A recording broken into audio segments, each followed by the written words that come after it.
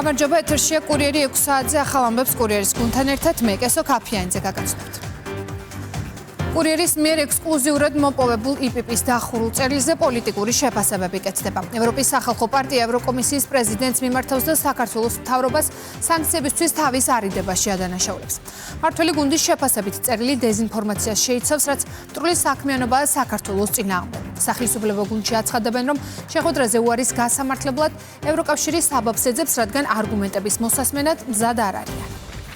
ყველა მიცის რომ რა თქმა უნდა ტყუილი არის და ეს დადასტურდა არაერთხელ იმ ისტერიის ფონზე, რომელიც უკრაინის ომის დაწყების დღიდანვე დაიწყო საქართველოს წინააღმდეგ, მოუწია თვითონ ეღიარებინა შემდეგ ევროკავშირს, რომ არანაირი ფაქტი, ერთი ფაქტიც ვერ ნახეს, რომ საქართველოს ტერიტორია გამოყენებული იყო სანქციების გვერდისავლისთვის. მეორე, რატომ უნდა სურს იპიპის ამგვარი ტყუილის გავრცელება საქართველოსთან დაკავშირებით? ესეც მე მგონი ცხადი არის, რომ იმისთვის, რომ საკუთარი პოლიტიკური დღისწესრიგი თავს მოახვიონ ქვეყანას, მოიყვანონ საკუთარი მარიონეტული ნაციონალური მოძრაობა ხელისუფლებაში. შესაბამისად, როდესაც უცხო პოლიტიკური ორგანიზაცია ცდილობს საქართველოს წინააღმდეგ ინსტრუმენტების გამოყენებას, რათა აქ პოლიტიკური ხელისუფლება შეცვალოს, ეს არის საქართველოს წინააღმდეგ მტრული საქმიანობა. იპიპის როცა საუბრობთ, ფაქტია, რომ და ახლახან კიდევაც ნაციონალური მოძრაობის ხელმძღვანელობა იმყოფებოდა საზღვარგარეთ, სადაც მათთანაც ჰქონდათ შეხვედრები და დიდი ალბათობით მათი მონაწილეობით არის ამგვარი წერილი და მიმართვა შედგენილი. შესაბამისად, თუ კი ეს წერილი არის საქართველოს წინააღმდეგ მტრული საქმიანობა, გამოდის, რომ ნაციონალური მოძრაობის და ის ხალხი, ვინც ამას ჩართული იყვნენ, NGO-ები მათ შორის, რომელიც თავს იწონებენ, რომ საქართველოს წინააღმდეგ მუშაობენ, არის საქართველოს წინააღმდეგ მტრულ საქმიანობაში დახმარება. მათ შორის ეს ეხება GeoCases ამ თანამშრომლებს, ვინც ამაში არიან ჩართულები, ყველა ჩართულია საქართველოს წინააღმდეგ მტრულ საქმიანობაში. მათ შორის ბატონი ყიფიანის მონაწილეობით, როდესაც ასეთი დეზინფორმაციულ ნარატივს ქმნი ხელოვნურად, ავრცელებ ხელოვნურად და აძლევს საბაბს უცხო ძალებს, რომ შენი დეზინფორმაციული ნარატივის დაყდნობით საქართველოს წინააღმდეგ თუნდაც წერილები წეროს და ასე თქვა, ცუდი პრესა შეუქმნას საქართველოს, ეს არის საქართველოს წინააღმდეგ მტრული საქმიანობა თავისი პოლიტიკური დატვირთვა. ევროპის სახალხო პარტია, მოკლედ არისვენებს მორიგის აკეთობა ახალი დავალება მიღებული ჩვენი ქვეყნის გაშავებისთვის იპიპ, ანუ კუბილიუსების კიდევინა ფოტიგების რაისა კომუნისტკას პარტია, ესე იგი მორიგი დავალება მიიღეს ეთყობა და თურმე ჩვენ გვდებენ ბრალს ორმაგ სტანდარტში. ჩვენ სანქციები არ გვაქვს ერთი რუსეთთან დაწესებული, ეს ერთი. და ამიტომ ვაჭრობა თუ არის, ეს არის ღია და გახსნათ. ეს ერთი. ეს თვითონ არიან, რომ საქართველოს, რომელიც ღვინის ქვეყანაა, გადაასწრო მაგალითად ლიეტუვამ ღვინის ექსპორტში რუსეთში. ნავთობპროდუქტების ვაჭრობაში საერთოდ პირველ ადგილას გავიდა ევროკავშირი რუსეთთან. ამიტომ ვის ატყუებენ ესენ? ეს ორმაგ სტანდარტს არ გაუტარებთ. მით უმეტეს უსაფუძვლოდ, უარგუმენტოდ, რომ ჩვენს ქვეყანას აშავებენ. და ეს არ ახალია, მიჩნეულია ბევრჯერ აი ესეთ ქმედებებში იპიპ სახალხო პარტია, რომელიც არის სატელიტი ნაციონალური მოძრაობის მხარდამჭერი ლობისტი და გვერდჩიმდგომი. ვიქტორ ყიფიანისგან ეს არის ჩვეულებრივი ღალატი. მე კიდევ ერთხელ შევახსენებ ჩვენს მოქალაქეებს, რომ საქართველოს ვერ გამოიყენება რუსეთისთვის სანქციების გვერდისავლით ქვეყნად და ჩვენ ძალიან ბევრი მადლობა გვაქვს მიღებული ევროკავშირისგანაც, ამერიკის შეერთებული შტატებისგანაც და ბრიტანეთისგანაც, როდესაც მათი სანქციების კოორდინატორები იყვნენ ჩამოგზავნებულები საქართველოში და დაადასტურეს, რომ ჩვენ ძალიან მაღალ დონეზე ვმუშაობთ ამ მიმართულებითაც და ასევე რამდენიმე კვირის წინ ევროკავშირიდან ბატონი ოსალივანის მადლობის წერილიც მივიღეთ, სადაც იგი ხას უსვავს, რომ საქართველოს მუშაობს ძალიან მაღალ დონეზე ამ მიმართულებით. შესაბამისად, ბატონი ვიქტორ ყიფიანის მხრიდან ეს არის ჩვეულებრივად ქვეყნის ღალატი. დახურული წერილი, რომელიც კურიერმა ექსკლუზიურად მოიპოვა. ევროპის სახალხო პარტია ევროკომისიის პრეზიდენტს მიმართავს და საქართველოს მთავრობას სანქციებისთვის თავის არიდებაში ადანაშაულებს. ევროპარლამენტარების მიმართვამდე გავრცელდა საქართველოს შესახებ კრიტიკული სტატია, რომლის ერთ-ერთი ავტორი ილია რუბანიესია. რუბანისი კი იმ კომპანიის მრჩეველია, რომლის წარმომადგენელიც ვიქტორ ყიფიანია. ბოლო ანალიზები აჩვენებს, რომ საქართველო კრიტიკული ქვეყანა მზარდი სანქციების ბუშტში გახდა, რომელიც უპრეცედენტო შემზღუდავი ღონისძიებების მიუხედავად უზრუნველყოფს რუსეთის ეკონომიკურ, ლოგისტიკურ და ტექნოლოგიურ გამძლეობას. რეექსპორტის არხები იმდენად გაიზარდა, რომ საქართველომ 2024 წელს 2.4 მილიარდ დოლარზე მეტი ღირებულების სატრანსპორტო საშუალებები გაიტანა, აქედან $500 მილიონ მეტი მხოლოდ 2025 წლის პირველ კვარტალში ყაზახეთსა და ყირგიზეთში. ეს არის კლასიკური არაპირდაპირი მარშრუტები რუსეთის ბაზარზე მას შემდეგ, რაც თბილისმა რუსეთსა და ბელარუსში პირდაპირ რეექსპორტზე კოსმეტიკური აკრძალვა დააწესა. კიდევ უფრო შემაშფოთებელია საქართველოს როლი ორმაგი დანიშნულების პროდუქციის ტრანსფერის ხელშეწყობაში, რომელიც კრიტიკულია რუსეთის სამხედრო-სამრეწველო კომპლექსისთვის. 2022 წლიდან საქართველოში დარეგისტრირდა 30,000-ზე მეტი ახალი რუსული საკუთრების კომპანია. სულ კი რუსეთთან დაკავშირებული სუბიექტების რაოდენობამ 37,400 მიაღწია. რუსეთიდან საქართველოში შემოსული შემოსავლები, მათ შორის ფულადი გზავნილები, ტურიზმი და ექსპორტი 2023 წელს $3.1 მილიარდ აღწევდა. აქედან მხოლოდ ფულადი გზავნილები $1.5 მილიარდი იყო. კიდევ უფრო შემაშფოთებელია, რომ მმართველმა პარტიამ, ქართულმა ოცნებამ მიიღო კანონმდებლობა, რომელიც სპეციალურად არის მიმართული აქტივების დაცვაზე დასავლური ზედამხედველობისგან. მათ შორის 2024 წლის მაისის ოფშორული კანონი, რომელიც ქვეყნის შიგნით მიწოდებულია როგორც შესაძლებლობა მათთვის, ვინც დასავლეთის მიერ სანქციების გამო ღელავს. ეს ხდება ქვეყანაში, რომელიც ჩვენს კავშირში გაწევრიანებას ცდილობს. ერთობლიობაში ეს პრაქტიკები აჩვენებს, რომ საქართველო არა მხოლოდ დაშორდება ევროკავშირის პოლიტიკურ და სარეგულაციო ორბიტას, ის აქტიურად იმკვიდრებს თავს სანქციების გვერდისავლის ეკოსისტემაში, რომელიც ამაგრებს რუსეთის სამხედრო მანქანას. ეს არ უკავშირდება საქართველოს საშინაო პოლიტიკას. ეს ეხება ევროპის უსაფრთხოებას, ჩვენი სანქციების სქემის მთლიანობას და კავშირის გაფართოების პროცესის სანდოობას. ქალბატონო პრეზიდენტო, ჩვენ არ უნდა დავუშვათ, რომ კანდიდატმა ქვეყანამ შეარყიოს ევროკავშირის საგარეო და უსაფრთხოების პოლიტიკის საფუძვლები. თუ ევროკავშირს შეუძლია შეზღუდვები დაუწესოს მინსკს რუსული აგრესიის ხელშეწყობისთვის, მაშინ იგივე სტანდარტები უნდა გავრცელდეს ქართული ოცნების რეჟიმის ხელშემწყობებზეც. ევროპარლამენტმა არაერთხელ გამოსცა გაფრთხილება ამ გაუარესების შესახებ. თუმცა ორი წევრი სახელმწიფო აგრძელებს საბჭოს დონეზე მნიშვნელოვანი ქმედებების დაბლოკვას, რაც აუცილებელს ხდის, რომ კომისიამ გამოიყენოს ყველა ხელმისაწვდომი ინსტრუმენტი, განსაკუთრებით ის, რაც ერთსულოვნებას არ მოითხოვს, როგორიცაა შეზღუდვითი ზომები ვიზის შეჩერების მექანიზმის ფარგლებში, მიზანმიმართული მარეგულირებელი ქმედება კონკრეტული სექტორების მიმართ და გაძლიერებული მონიტორინგი გაწევრიანების მოლაპარაკებების ფარგლებში. მოვუწოდებთ კომისიას გადადგას გადამწყვეტი ნაბიჯები და უყოვნებლივ, რათა აღმოფხვრას ეს მზარდი საფრთხე, გაამყაროს ევროკავშირის სანქციების მთლიანობა და მკაფიოდ აჩვენოს, რომ ევროპისკენ მიმავალი გზა შეუთავსებელია რუსეთის საომარი ძალის მხარდაჭერასთან. ბიძინა ივანიშვილის მიმართ ხორციელდება რეკეტი. პარლამენტის თავმჯდომარე ქართული ოცნების თანფუძვნებისა და საპატიო თავმჯდომარის ადვოკატის გავრცელებულ წერილს ეხმიანება. შალვა პაპუაშვილის განცხადებით, ბიძინა ივანიშვილზე ხორციელდება ზეწოლა, რათა მან საკუთარი პოლიტიკური გავლენები გამოიყენოს საქართველოს ინტერესების საწინააღმდეგოდ. ზუსტად ავაზაკურ რეკეტთან გვაქვს ჩვენ საქმე, რასაც ვაკვირდებით აი ამდენი წლის განმავლობაში, მათ შორის ამ პროცესის გარშემო განვითარებულ მოვლენებთან დაკავშირებით. ფაქტია, იმდენად გავლენებს ექვემდებარება სხვადასხვა ინსტიტუტი სხვადასხვა ქვეყანაში, რომ შეუძლიათ პირდაპირ ხელით მართონ ესა თუ ის საკითხი, ვის კონდეს დაშვება საკუთარ ანგარიშზე, ვისი ანგარიშიდან რა თანხა მოხსნან და ყაჩაღურად მიისაკუთრონ და ასე შემდეგ. ანუ ხელის გულზედებს სინამდვილეში, რომ ეს არის ჩვეულებრივი ავაზაკური რეკეტი, რომლის მიზანიც არის ზეწოლა ბიძინა ივანიშვილზე იმისთვის, რომ მან საკუთარი პოლიტიკური გავლენები გამოიყენოს ჩვენი ქვეყნის ინტერესების საწინააღმდეგოდ და ამ ცდილობებს ჩვენ დიდი ხანია ვაკვირდებოდით. მათ შორის მაშინ, როდესაც ის პოლიტიკიდან დისტანცირებული იყო, გახსოვთ ამერიკის შეერთებული შტატების მაშინდელი ელჩი როგორ დაჟინებით ცდილობდა პოლიტიკაში არ მყოფ ბიძინა ივანიშვილთან შეხვედრას და საბოლოო ჯამში ზუსტად ესეც მიანიშნებს იმაზე თუ რა ძალები არის ჩართული ამ პროცესზე გავლენის მოსახდენად. არაფორმალური მმართველები, რომელიც მართავენ მსოფლიოს სხვადასხვა ქვეყნებს და აქვთ იმის სურვილი, რომ მთელი მსოფლიო მათ მართონ რა თქმა უნდა, აღნიშნული შანტაჟი გრძელდება ბატონ ბიძინევანიშვილის მიმართ. თავარი შანტაჟის მიზანი იყო ქვეყნის ინტერესების დათმობა. მან დაიკავა პრინციპული პოზიცია, როდესაც საქმე ეხება ქვეყნის ინტერესებს, ამ ქვეყნის მომავალს.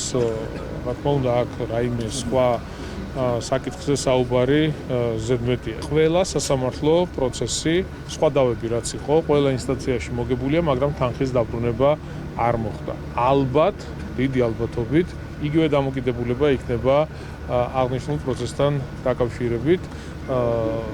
სასამართლო წარმატებით დასრულდება, მაგრამ არ მოხდება ასრულება. ეს არის ჩვეულებრივი პოლიტიკური ნება, გადაწყვეტილება, ასრულებენ არაფორმალური მმართველების დავალებას, მითითებას და მგონი ყველაფერი ცხადია, არანაირი კითხვა არ ჩნდება. ბიძინევანიშვილის მიმართ განხორციელებული ავაზაკური რეკეტი არის უპრეცედენტო და პოლიტიკური დევნის და ფინანსური ბერკეტების გამოყენების კლასიკური მაგალითი.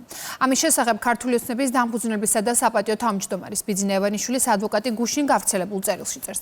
თემურაზ წიქვაძე 24 ნოემბერს ლონდონში ჩანიშნულ სასამართლო პროცესს ეხმიანება, რომელიც ბიძინევანიშვილის მიერ ბერმუდაზე წარმოებული სამართლებრივი დავის ბოლო ინსტანცია. იქ საბოლოო გადაწყვეტილება უნდა გამოცხადდეს.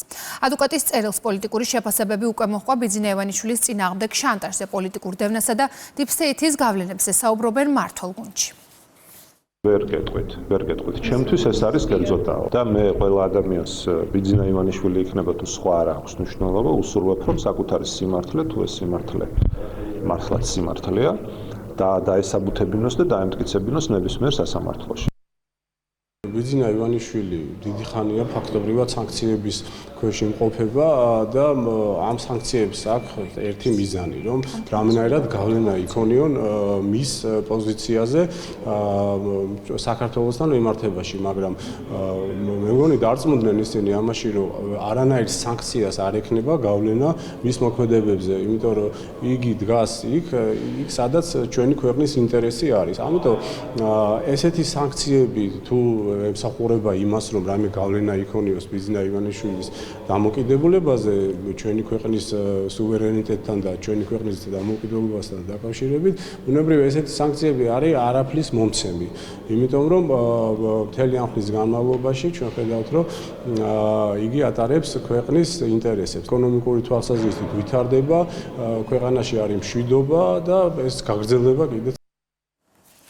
ქართული ოცნების დამფუძნებლისა და საპატიო თავმჯდომარის ბიძინევანიშვილის ადვოკატმა განცხადება გუშინ გავრცელა. თემურაზ წიქვაძე წერს, რომ დიდი ალბათობით ორი ინსტანციის შემდეგ გამარჯვება ამჯერადაც მათ მხარეს იქნება. თუმცა არ აქვთ იმედი, რომ აღნიშნული თანხების განკარგვის საშუალებას მისცემენ. ადვოკატი მიზეზად ბიძინევანიშვილის წინააღმდეგ უცხო ქვეყნის სპეცსამსახურების მხრიდან წარმოებულ შანტაჟს და პოლიტიკურ დევნას ასახელებს. ჩვენ მიერ წარმოებული სამართლებრივი დავები 10 წელზე მეტი აგრძელდება. უნდა აღინიშნოს, რომ საქმე მისი შინაარსიდან გამომდინარე უპრეცედენტოდ მარტივია. ხელის გულზედებს მთელი სისტემის მხრიდან ერთი ადამიანის მიზანმიმართული დაყაჩაღების საქმე. ჩვენ მოვახერხეთ და სინგაპურში წარმოებული დავა გამარჯვებით დავასრულეთ. ასევე გავიმარჯვეთ ბერმუდაზე ორი ინსტანციის სასამართლოში და ახლა სწორედ მესამე და უმაღლესი ინსტანცია გამოაცხადებს გადაწყვეტილებას ამ საქმეზე. სასამართლო დავების პარალელურად ბიძინევანიშვილის მიმართ პოლიტიკური დევნა დროთა განმავლობაში ახალ მასშტაბებს და აბსურდულობის ახალ მწვერვალებს იპყრობდა. რაც საბოლოოდ დასრულდა იმით, რომ ამერიკის შეერთებული შტატების წინა ადმინისტრაციამ სანქციები დაუწესა მას საქართველოში რუსული ინტერესების გატარების საბაბით. აშკარად იკვეთება, რომ არაფორმალურ მმართველებს, იგივე deep states, აშკარად უჭირს სასამართლო სისტემისა და პროცესების გაკონტროლება, მით უმეტეს, როდესაც საქმეში იოტისოდენა კითხვის ნიშნები არ არსებობს, მაგრამ მათ ხელთ აქვთ სხვა არაერთი ბერკეტი, მათ შორის ჩემ მიერ ხსენებული სანქციები. გარდა იმისა, რომ ამერიკის წინა ადმინისტრაციიდან არავის აუხსნია კონკრეტულად რის გამო დააწესეს სანქცია, რა იყო ის რუსული ინტერესი, რომელიც ბატონმა ივანიშვილმა საქართველოში გაატარა, უსაფუძვლოდ, უმიზეზოდ დაწესებული სანქცია სწორედ იმ თანხაზე მიმართეს, რომლის შესახებ გადაწყვეტილება ლონდონში სწორედ 24 ნოემბერს გამოცხადდება. ეს არის ორიდან ერთ-ერთი მსხვილი აქტივი, რომელიც ბატონ ივანიშვილს უცხოეთში აქვს. სანქციების დაწესებამ იმ თანხაზე, რომელიც ჩემს მარწმუნებელს ჯერ საბოლოოდ სამართლებრივი გზით არ დაუბრუნებია, მარტივი მესიჯი იყო ჩვენთვის. შესაძლოა სასამართლო მოიგოთ, მაგრამ აქტივის დაბრუნების საკითხს მაინც ჩვენ გადავწყვეტ. არის კიდევ ერთი უფრო მეტად ცინიკური და თეთრი ძაფით ნაკერი საქმე. სპეცსამსახურების მიერ კონტროლირებად შვეიცარიაში, კერძოდ ბანკ ჯულიუს ბაიერში, მიუხედავად იმისა, რომ ამერიკის შეერთებული შტატების წინა ადმინისტრაციის მიერ დაწესებული სანქციები არანაირ კავშირში არ არის ამ თანხებთან, ბანკმა ხულიგნურად გააჩერა როგორც ბატონი ივანიშვილის აქტივი, ასევე თანხაზე წვდომა შეუზღუდა მის მეუღლეს და შვილებს. და თუ ბიძინა ივანიშვილის შემთხვევაში შვეიცარიის ბანკი სრულიად აბსურდულად, მაგრამ მაინც საბაბად ამერიკულ სანქციებს იყენებს, ვერაფერს და არაფერს ამბობს იმაზე, თუ რატომ აქვს დაყადაღებული მეუღლის და შვილების თანხები. სპეცსამსახურები წინა ადმინისტრაციის ხელით ბატონი ივანიშვილის მეუღლეს და შვილებს რუსული ინტერესების გატარებისთვის ვერ დაასანქცირებდნენ, რადგან ეს Deep State-ისთვისაც კი გადამლაშება იქნებოდა, თუმცა სადაც ფორმალური მიზეზების მოძებნა უჭირთ, უხეშ, ყაჩაღურ მეთოდებზე გადადიან. ყოფილი სამხრეთ ოსეთის ავტონომიური ოლქის ტერიტორიაზე შექმნილი ადმინისტრაცია უქმდება. ამ თემაზე დღეს პარლამენტში იურიდიულ საკითხთა კომიტეტზე იმსჯერეს. უმრავლესობაში აცხადებენ, რომ მიზანი ეროვნული ინტერესების დაცვა. აქცენტს აკეთებენ ინიციატივის მნიშვნელობაზე და ნაციონალური მოძრაობის ბრალეულობაზე საუბრობენ. ოპოზიცია ცვლილებას სკეპტიკურად უყურებს. ძალიან ბევრი კითხვის ნიშანია. განსაკუთრებით კითხვის ნიშანი არის იმასთან დაკავშირებით, რატომ ახლა ხომარ დაკარგავს საქართველოს მაგალითად საკუთარ პოზიციებს იგივე შეინების საერთაშორისო მოლაპარაკებებში. ტერმინთან დაკავშირებით ჩვენ აბსოლუტურად მივესალმებოდით მაგალითად და ჩვენი ინიციატივა იქნებოდა, რა თქმა უნდა, სახელის შეცვლა და სამხრეთ ოსეთის ნაცვლად სამაჩაბლოს გამოყენება, რადგან ეს რა თქმა უნდა რეალურად ასახავს ჩვენი ქვეყნის ისტორიულ ინტერესებს. ხელისუფლებაში ყოფნის 13 წლის განმავლობაში რა გააკეთა თავად ოცნებამ? გააკეთა ის, რომ მტერს უხდის ბოდიშს, საერთაშორისო ჟენევის მოლაპარაკების ფორმატს ლამობს ჩვენი ტერიტორიული მთლიანობის, ჩვენი ტერიტორიული დანაწევრებისთვის და რეალურად ჩემი ანალიზით ემზადება უდიდესი ღალატისთვის იმისთვის, რომ საბოლოოდ მტერს ჩააბაროს საქართველოს ოკუპირებული რეგიონები.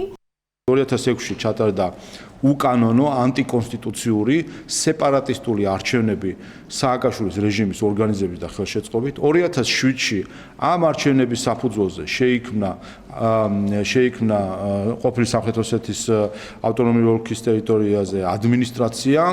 2007 წელსვე აღდგა 1990 წლის ადმინისტრაციული საზღვრები.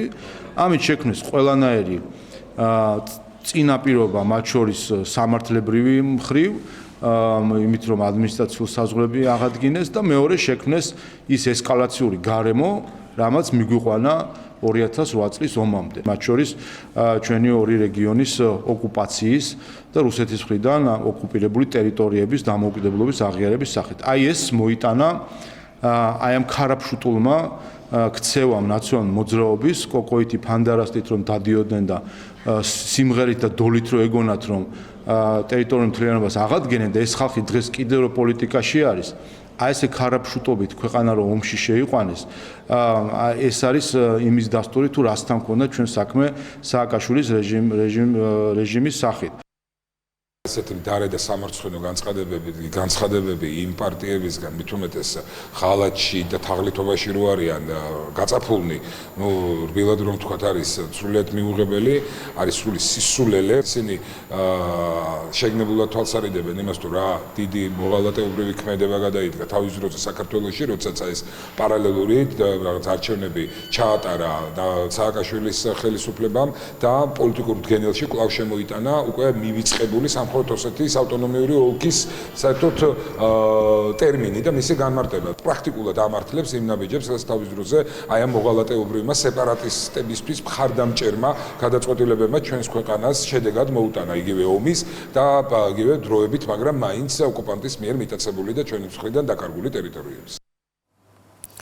საარჩევნო კოდექსში შესატანცვლებებზე მსჯელობა საპარლამენტო კომიტეტებში გრძელდება. საკითხი დღეს საპროცედურო საკითხთა კომიტეტზე განიხილეს.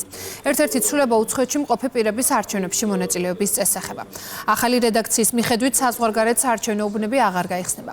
მმართველი გუნდი საერთაშორისო პრაქტიკის გაზიარებაზე გარეძალების ჩარევის შეზღუდვაზე და ინფორმირებული არჩევანის გაკეთებაზე საუბრობენ. ემიგრანტებისთვის ხმის წართმევად აფასებენ სიახლეს ოპოზიციაში.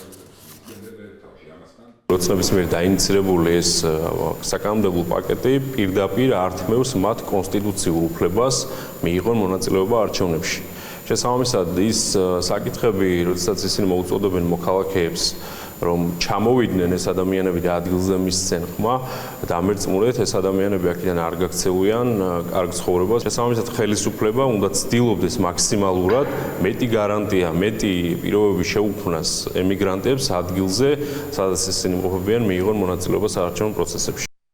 ჩვენ თქვით მიზეზები და ერთ მიზეზს გავამახვილოთ თქვენს ყურადღებას, როდესაც საუბრობთ, რომ საზღვარგარეთ ყოფი ჩვენი მოქალაქეები იმყოფებიან უცხო იურისდიქციაში, სადაც საქართველოს სახელმწიფო მათ ვერ იცავს. მათ შორის ვერ იცავს მათ ან შეზღუდული აქვს დაცვის შესაძლებლობა მათ შორის საარჩევნო უფლების მხრივ. და ჩვენ თქვით კიდევაც, რომ ნახეთ, რომ ერთი რომ სულ უფრო მეტად და მეტად იმატებს მსოფლიოში სხვა ქვეყნების არჩევნებში ჩარევის ფაქტები, ამაზე საუბრობენ ამერიკის შეერთებულ შტატებშიც, ევროკავშირის სხვადასხვა ქვეყანაში, რომ ერევიან მათ არჩევნებში. და ამაზე რა თქმა უნდა, უპირველეს ყოვლისა ჩვენ ვნახეთ 2022 წელს, როდესაც ჩვენ არჩევნებში უხეშად პირდაპირ ევროკავშირის წარმომადგენლები, ევროკავშირის ქვეყნების წარმომადგენლები ჩაერიან იმისთვის, რომ დაედოთ მათთვის სასურველი საარჩევნო შედეგი. არაფერს არ მოერიდნენ, პირდაპირ მათ შორის ევროკავშირის ელჩი ჩაერთო ქართული ოცნების წინააღმდეგ კამპანიაში, აგერ აქ მიტინგებს მართავდნენ ministrები უცხო ქვეყნების, ჩვენ ახლა როგორ ვანდოთ მათ, რომ მათ ქვეყანაში ჩვენს მოქალაქეებზე არ ექნება ზეწოლა, გავლენა იმისთვის, რომ მათთვის სასურველი საარჩევნო შედეგი დადგეს. ჩვენ ნახეთ ფაქტები ამერიკის შეერთებულ შტატებში, გერმანიაში, სხვა ქვეყნებში, სადაც დიასპორისვე წარმომადგენლები ემუქრებოდნენ მათ, ვინც ქართული ოცნების მხარდამჭერი იყო, ემუქრებოდნენ, რომ ისინი მათ ჩაუშვებდნენ სახელმწიფო დეპარტამენტში თუ სხვა უწყებებში, ევროკავშირის სხვადასხვა ქვეყანაში, მათი დეპორტაციისთვის. კანონთან კონფლიქტში მყოფ 14 წლამდე პირთან მიმართებით სპეციალურ კანონზე მუშაობა კანონმდებლებმა უკვე დაიწყეს. საკითხს დღეს პირველი მოსმენით მხარი განათლების კომიტეტზე დაეჭირა. მმართველი გუნდის განმარტებით მოქმედი კოდექსი დანაშაულის ჩადენის მიუხედავად არასრულწლოვანის დაკავების უფლებას არ იძლევა და საჭირო გახდა ამ მიმართულებით ცვლილება. კანონპროექტის ავტორები ამბობენ, რომ სიახლე ემსახურება არასრულწლოვანების დასჯას, არამედ მათზე ზრუნვასა და მხარდაჭერას. მათ ასევე მოჰყავთ ინიციატივის გერმანული ანალოგი.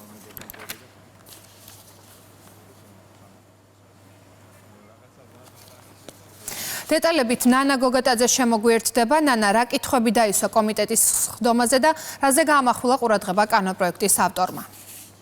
კანონპროექტის ერთ-ერთმა ავტორმა საკომიტეტო განხილვის ფარგლებში კიდევ ერთხელ და ვრცლად ისაუბრა კანონპროექტის მიზნებსა და მოტივაციაზე, რატი იონათამიშვილის განცხადებით ამ ინიციატივის მთავარი მიზანი არის არა არასრულწლოვანთა დასჯა, არამედ მათზე ზრუნვა და სახელმწიფო უკიდურეს შემთხვევაში აიღებს პასუხისმგებლობას და ვალდებულებას, რომ იზრუნოს კანონთან კონფლიქტში მყოფ არასრულწლოვნებზე. შესაბამისად შეიქმნება სპეციალური დაწესებულება მხარდაჭერის სახლის, სადაც მოთავსდებიან ის არასრულწლოვნები, რომლებიც 10-დან 14 წლამდე ჩაიდენენ კანონს საწინააღმდეგო ქმედებას. პარალელურად ავტორის განმარტებით დაკომპლექტდება მულტიდისციპლინარული ჯგუფი, სადაც გაწევრიანებული იქნებიან ფსიქოლოგები, სპეციალისტები და სწორედ ეს ადამიანები იმუშავებენ არასრულწლოვნებთან. რაც შეეხება სახლში განთავსების ვადებს, რატი იონათამიშვილის განცხადებით, ვადა არის 6 თვე, თუმცა მულტიდისციპლინარული ჯგუფის საჭიროებიდან გამომდინარე განსაზღვრავს მომავალში ეს დრო შემცირდეს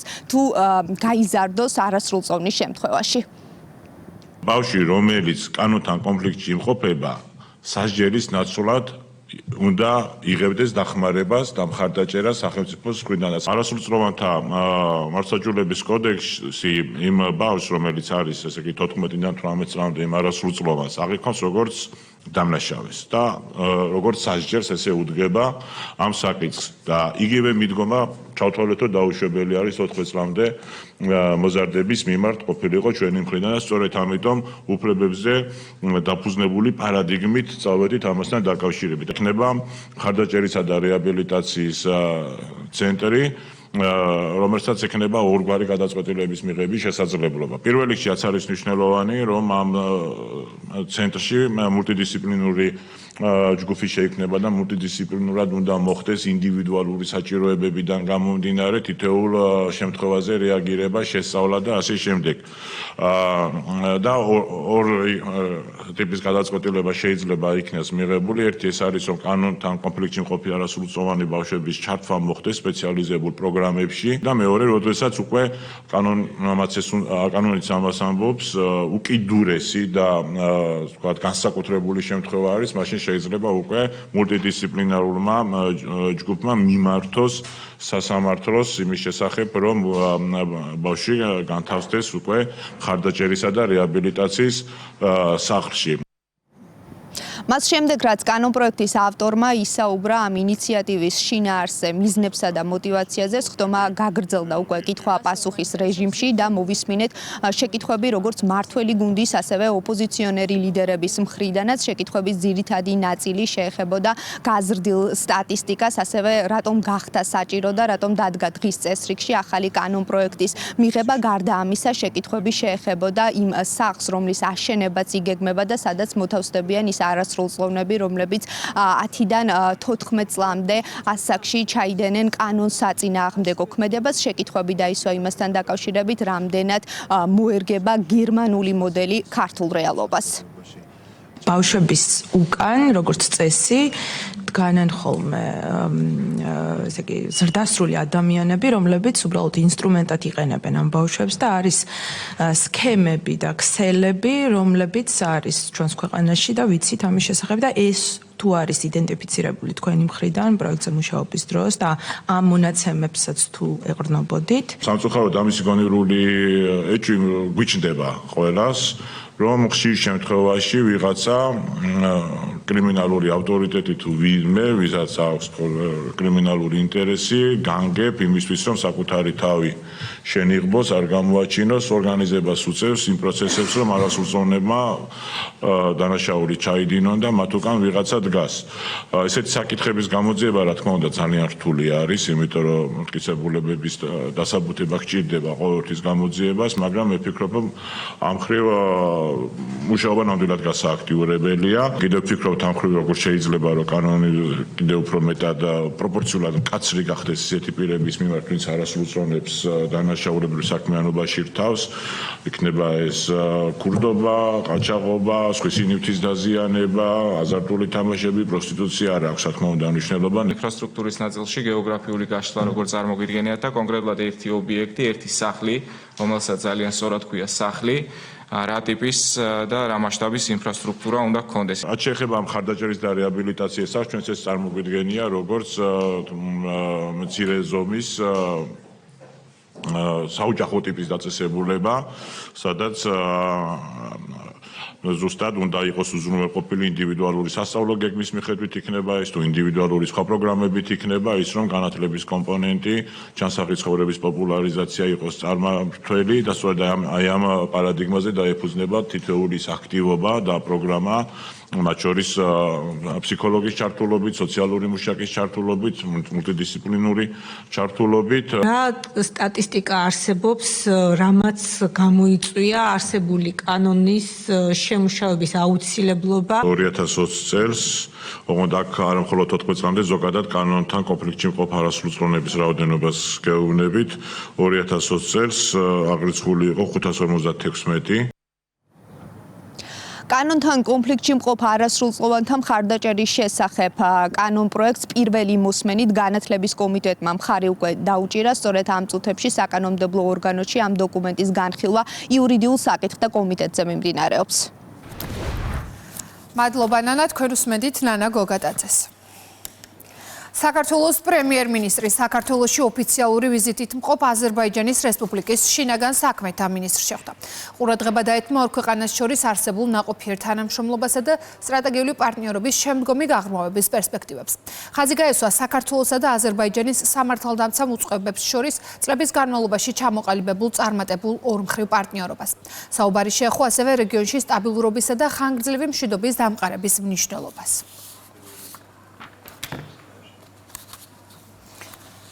მანამდე კი ვიზიტის ფარგლებში საქართველოსა და აზერბაიჯანის რესპუბლიკის შინაგან საქმეთა სამინისტროებს შორის თანამშრომლობის შესახებ შეთანხმება გაფორმდა, რომელსაც ხელი საქართველოს შინაგან საქმეთა მინისტრმა გეკა გელაძემ და აზერბაიჯანის რესპუბლიკის შინაგან საქმეთა მინისტრმა მოაწერეს. შეთანხმება ხელს შეუწყობს ორი ქვეყნის შესაბამის უწყებებს შორის არსებული პარტნიორობის კიდევ უფრო გაძლიერებას, მათ შორის დანაშაულის პრევენციის, გამოვლენისა და აღკვეთის მიმართულებით. თანამშრომლობის სფეროები მოიცავს ნარკოტიკული საშუალებების უკანონო კიბერდანაშაულს, ტრაფიკინგს, უკანონო მიგრაციასა და საკუთრების წინააღმდეგ მიმართულ დანაშაულებს.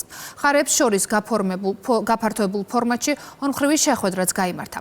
დღესვე ორი ქვეყნის მინისტრებმა საქართველოს შინაგან საქმეთა სამინისტროს ტერიტორიაზე მდებარე სამსახურეობრივი მოვალეობის შესრულების დროს დაღუპული პოლიციელების მემორიალი გვირგვინით შეამკეს. შესრულდა საქართველოსა და აზერბაიჯანის სახელმწიფო ჰიმნები.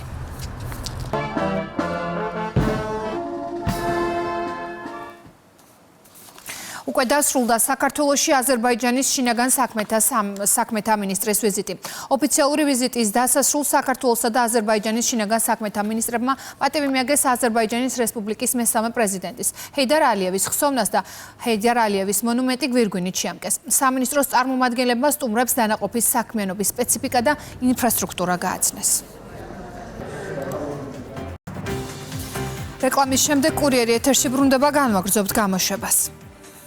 დედაქალაქის 2026 წლის ბიუჯეტის პროექტი 2,82,482,000 ლარით განისაზღვრა. ქალაქის მთავარი ფინანსური დოკუმენტი თბილისის საკრებულოს დღევანდელ სხდომაზე განიხილეს.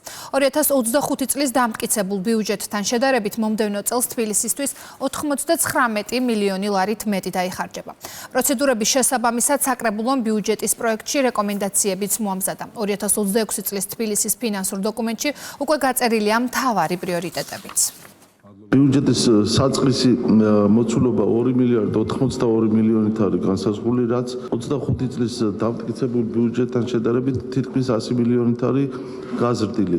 პრიორიტეტების მიხედვით გადანაწილებული ეს მოცულობა არის შემდეგნაირად. პირველი პრიორიტეტი სატრანსპორტო ინფრასტრუქტურის მშენებლობა აღდგენაზე გათვალისწინებულია 656 მილიონი, ინფრასტრუქტურის ობიექტების მშენებლობა, ექსპლუატაცია, ავარიული შენობების გამაგრებაზე 278,9 მილიონი, ეკოლოგიური მდგომარეობის შენარჩუნება გაუმჯობესებაზე 292 მილიონი 700,000, ეკონომიკის განვითარების ხელშეწყობისთვის 3 მილიონი, ფინანსთა საკუთრეთ ამხანაგობების განვითარებისთვის 47,9 მილიონი, ჯანმრთელობის დაცვა და სოციალური უზრუნველყოფის პრიორიტეტში 182 მილიონი 300,000, განათლება 300 მილიონი 600,000, კულტურა, სპორტი, ახალგაზრდობა 50,9 მილიონი, საზოგადოებრივი წესრიგი უსაფრთხოება 13 მილიონი და მეათე პრიორიტეტში თბილისის წარმომადგენლობითი და აღმასრულებელი ორგანოები 257,9 მილიონი. ეს არის ბიუჯეტის ძირითადი პარამეტრები. ყველა კომისიაზე დეტალურად მოხდა განხილვა. დღეს ჩვენ უკვე ისე უბრუნოთ დედაქალაქის მერიას ბიუჯეტს იმ შენიშვნებით და იმ მოსაზრებებით და ველოდებით უკვე დეკემბრის პირველ ნახევარში უკვე ამ შენიშვნებით გათვალისწინებულ ბიუჯეტს, რომელიც იქნება კიდევ უფრო მეტად გაზრდილი, ორიენტირებული და მორგებული დედაქალაქის საკითხებთან მიმართებით და ასევე იქნება ის საკითხი, რომ მნიშვნელოვანი პროექტები, რომელიც იყო გაჟღერებული და დაპირებული ჩვენი მოქალაქეებისთვის, ყველანაირად გაკეთდება იმისათვის, რომ მომდევნო 4 წლის განმავლობაში ბიუჯეტის და ფიქსირდება ფაქტია. დღეს ჩვენ განვიხილეთ ბიუჯეტი, რომელიც წინა წელთან შედარებით 100 მილიონით არის გაზრდილი და რა თქმა უნდა ეს ტენდენცია გაგრძელდება. თბილისის მუნიციპალურმა ინსპექციამ გლდანში რეკრეაციულ ზონაში მუნიციპალიტეტის საკუთრებაში არსებულ მიწაზე უკანონო მშენებლობების პროცესი და 10 ჰექტარზე მეტი ტერიტორიის მიტაცების მცდელობა საწყის ეტაპზე გამოავლინა. ტერიტორია მუნიციპალიტეტის საკუთრებაშია და ის არ არის განაშენიანებული. სამსახურის წარმომადგენლებმა სამართალდამღებების გაფრთხილების მიზნით ადგილზე შესაბამისი მითითებები გააკრეს. მწარმოებელ პირებს გონივრული ვადა 10 კალენდრული დღე განესაზღვრათ, რათა თავადვე მოახდინონ ნაგებობების დემონტაჟი. წინააღმდეგ შემთხვევაში მუნიციპალური ინსპექცია ემოქმედებს უფლებამოსილების ფარგლებში. ადგილზე იმყოფებოდა მუნიციპალური ინსპექციის უფროსი. ინტენსიურად ვახორციელებთ მონიტორინგს დედაქალაქში, რომ გამოვავლინოთ მსგავსი ფაქტები და შესაბამისად განვახორციელოთ კმედითი ღონისძიებები აღკვეთის უკანონო მშენებლობის აღკვეთის მიზნით და ასევე სახელმწიფო და მუნიციპალიტეტის საკუთრებაში არსებული მიწების მიტაცების აღკვეთის მიზნით. დღეს ჩვენ მივყოფებით გლდანის რაიონში, მუნიციპალიტეტის ტერიტორიაზე, სარეკრეაციო ზონაში, სადაც დაიწყო ინტენსიური პროცესი უკანონო მშენებლობების, რომ განახორციელონ შემდგომში აღნიშნული მიწების მიტაცება და დასაკუთრება. შესაბამისად, ჩვენ ინსპექცია ვახორციელებთ ამჟამად საჯაროდ გაფრთხილებას სამართალდამღებების, რომ თვითონ უზრუნველყონ უკანონო დაშენებული ნაგებობები დაუსრულებელი ნაგებობების დემონტაჟი წინააღმდეგ შემთხვევაში სამსახური იმოქმედებს უფლებამოსილების ფარგლებში. ასე ხაზი მინდა გავუსვა იმ ფაქტს, რომ ყველა ეს ნაგებობა, რაც აქ არის განთავსებული, არ არის გამოყენებული საცხოვრებელი მიზნობიერით, არის დაუსრულებელი სახის და მისი დანიშნულება არის მხოლოდ მიწის დასაკუთრების მიზნით განთავსება. თითოეულ ნაგებობაზე განთავსდება მუნიციპალური ინსპექციის გაფრთხილების წერილი, მიეცემათ გონივრული ვადა, არა უმეტეს 10 კალენდარული დღისა, რომ თვითონვე მოახდინონ დემონტაჟი უკანონოდ განთავსებული შენობა ნაგებობის. წინააღმდეგ შემთხვევაში სამსახური უფლებამოსილია განახორციელოს შესაბამისი ღონისძიება. სამშვიდობო გეგმა, რომელიც დონალდ ტრამპმა უკრაინაში ომის დასრულებისთვის დაამტკიცა თეთრი სახლის განცხადებით, კონფლიქტში მონაწილე ორივე მხარესთვის კარგია.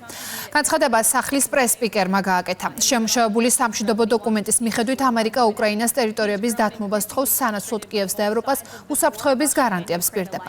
კიევისთვის წაყენებულ პირობებს შორისაა დონეცკის ოლქის, მათ შორის უკრაინის კონტროლირებადი ტერიტორიების დათმობა, ამერიკის მიერ ყირიმის და დონბასის რუსეთის ტერიტორია დაღიარება და ზაპოროჟიეში და ხერსონში ფრონტის ხაზის გაყენვა. დონეცკის და ლუგანსკის დემილიტარიზება, ასევე უკრაინული არმიის განახევრება. კიევისთვის შორმანძილზე მოქმედი იარაღის გამოყენების შეზღუდვა და უკრაინაში რუსულიანი სახელმწიფო ენა დაღიარება. Financial Times-ი წერს, რომ უკრაინა გეგმას 27 ნოემბრამდე უნდა დაეთანხმოს, თეთრი სახლი კი ამ მიზნით უკრაინაზე ინტენსიურ ზეწოლას ახორციელებს. ვაშინგტონიდან გეგმის მიღებას ადასტურებენ კიევში. ვოლოდიმირ ზელენსკი კი აცხადებს, რომ საკითხზე ტრამპთან საუბარს ელოდება. უკრაინაში ომი გრძელდება. ზაპოროჟიეს ოლქში რუსეთის მორიგის შეტევისას დაიღუპა 5 ადამიანი. უპილოტო საფრენი აპარატებითა და რაკეტებით თავდასხმას მოჰყვა აფეთქება. დამწვარია საცხოვრებელი სახლები და სამოქალაქო ინფრასტრუქტურა. გარდაცვლილთა რაოდენობა გაიზარდა ტერნოპილში. ქალაქზე მიტანილ იერის 31 ადამიანის სიცოცხლე მსხვერპლა. მათ შორის არიან მცირეწლოვანი ბავშვებიც.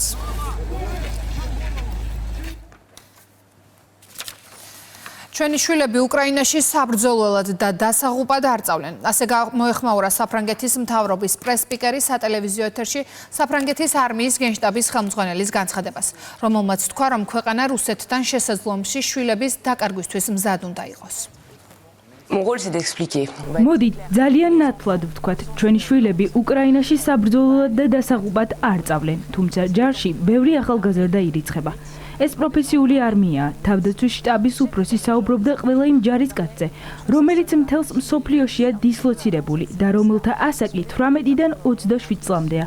ვერ უგულვებელყოფთ ფაქტს, რომ ამ ჯარისკაცების ნაწილი საზღვარგარეთ ოპერაციებში დაიღუპა. კურიერი 6-ზე დასრულებულია. მე დღეს ამით გემშვიდობებით, ახლა კი ეთერს უთმობ სპორტის სიახლეებს. არ გადართოთ რამდენიმე წამში, თქვენ გელოდებათ ლევა ლაშადვალიშვილის სპორტის სიახლეები.